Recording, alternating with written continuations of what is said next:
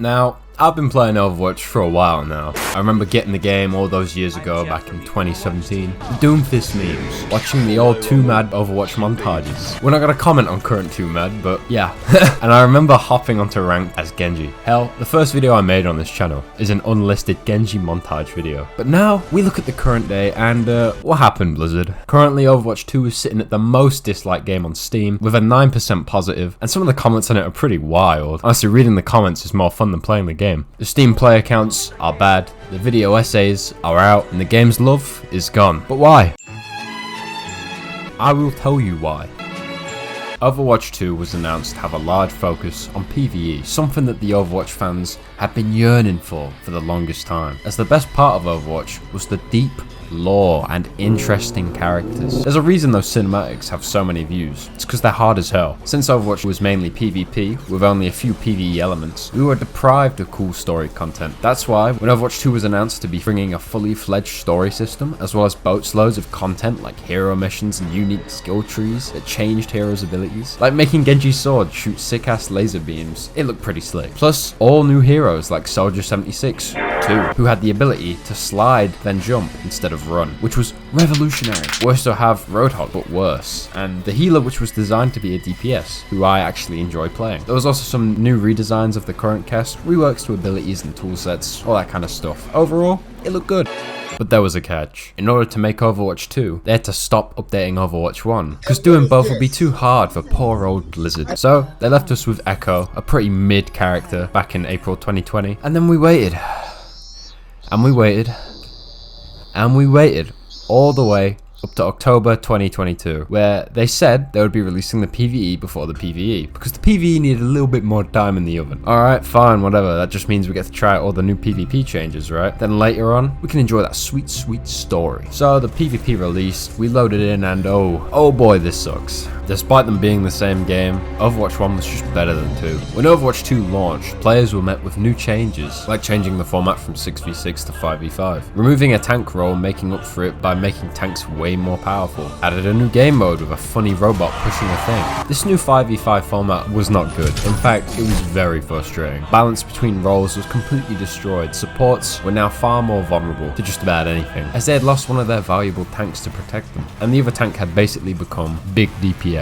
So they would get abandoned constantly by kill-thirsty tanks. Playing support basically became a psychological horror game. Not only were you playing Overwatch, you were playing the worst role in Overwatch. The DPS had become second rate to tanks, and basically just existed so their tank could get more kills than them on the scoreboard, and then goad them in voice chat about how much they suck. It also felt like most of the roster had become useless, or just plain awful in the new format with the new changes. When compared to the days of old, tanks. The tanks had run amok. Almost all tanks had become unfun to fight. Fan favourites like Reinhardt had become unviable, as tanks like Roadhog and Orisa had become stupidly meta and sucked the fun out of PvP. Orisa could cycle her abilities to be practically immortal. Roadhog could insta-kill most of the cast before getting nerfed. You get the point. The balancing wasn't there. Some characters were just unplayable in Overwatch 2, and then others were just insanely broken. The gameplay was just less fun overall. Not only this, but the rank system had been dumbed down significantly. Instead of SR and rank thresholds, we had this win-loss system, which was way more boring, way more buggy, and just plain easier. Instead of gaining or losing rank points per match, you simply just had to win a set number of matches and you'd receive a new rank. You just needed to win 5 matches before you lost 15 matches. Yeah, literally anyone can rank up with this change. Ranked was babyfied, and with the meta being to play the most annoying characters in Overwatch 2, every team was the same. Overall, the game was just Overwatch 1.5, with most changes making it less fun. That's not the only thing that changed. Something much darker was looming on the horizon. The monetization of Overwatch had been completely overhauled. No more loot boxes, no more leveling. Instead, there was the item shop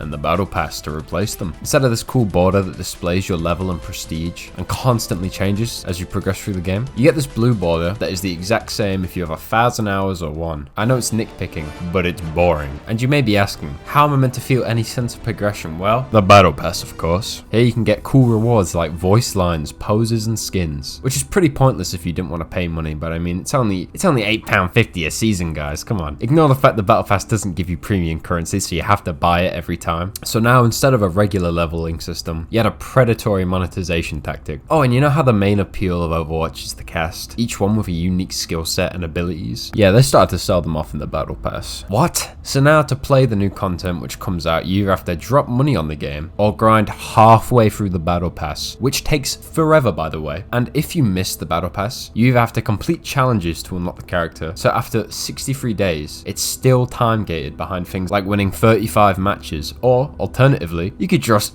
drop him some more money, you know, get the character instantly. Like, whilst you're at it, just drop another £10 for a skin and a highlight intro you'll probably never see. All of this is just so you can enjoy one of the few things they add to the game that aren't skins. And speaking of skins, prices of skins in Overwatch 2 are so laughably inflated. One legendary skin costs around £16.50, or $20 for you Americans out there. Bear in mind, each character has a lot of legendary skins, as well as blues and purples. Plus, because of the nature of Overwatch, you're constantly having to switch character mid-match in order to counter the enemy team picks. So most of the time you'll only ever see that skin at the start of the match, and you have to switch to someone who isn't being countered. It isn't like a game of Apex where you pick your character and that's it, you're locked into playing them for the rest of the match. No, you get far less value for each purchase you make per character. Not to mention, the rate you gain currency for free is so laughably slow, it's basically pointless. Someone calculated earning every skin in Overwatch 2 for free would take longer than any human could possibly live. Then try to rectify this problem by adding a free currency you could earn from the battle pass.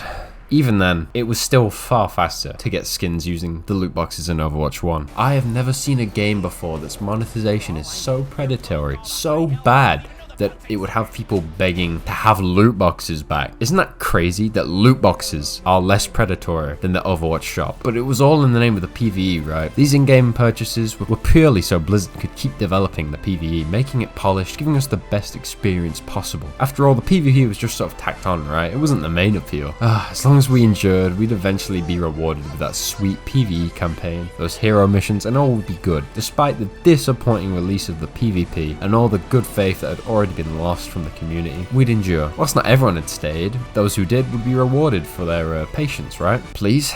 Oh no. The announcement came out, the PvE was cancelled. All the waiting had been for nothing. The Blizzard representatives told the fans that the scope of the PvE had become too large, so the entire thing was scrapped. Morale was broken. The hero mode, the power progression, the skill trees, all gone. Oh, but don't you worry guys, we'll still give you small snippets of PvE like before, except this time you have to pay £13 for an hour's worth of content. That's cool, right? Ouch, that's a lot of players leaving, huh? This was the straw to break the camel's back. People were tired of the boring metas, the abusive monetization, the blatant corporate greed. You're telling me that Activision Blizzard, one of the biggest companies in gaming, couldn't make a PvE campaign for characters they had already made and had previous lore and story for? Question, what the hell were you guys doing for the last 2 years, huh? In the time it took for them to release Overwatch 2, they literally could have just updated original Overwatch and there would have been more content than there was in Overwatch 2 on release. Overwatch 2 has and will continue to be called one of the worst sequels ever made. Overwatch 2 wasn't made for the PvE and it never was. Devs simply wanted an excuse to change how the monetization worked so they could make as much money as possible. That's all Overwatch 2 is now. Looking back, I have so many fond memories of this game, like a lot of people, but this isn't the same game anymore. It's just a hollow shell. They tried to save the game by releasing it onto Steam and we already know how that went. And while the game still has a decent player count because it's free,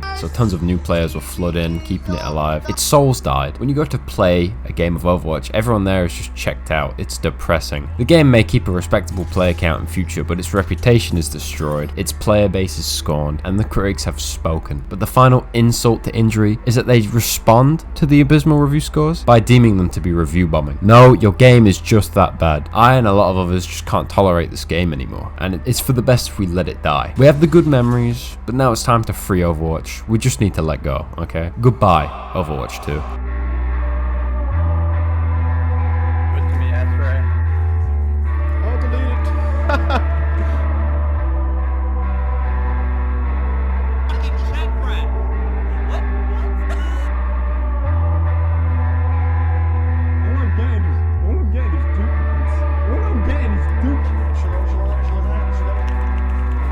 That was a scary corner that guy just jumped up. Wait, that's not a funny ending. In conclusion, TF2 better, game is bad. Watch.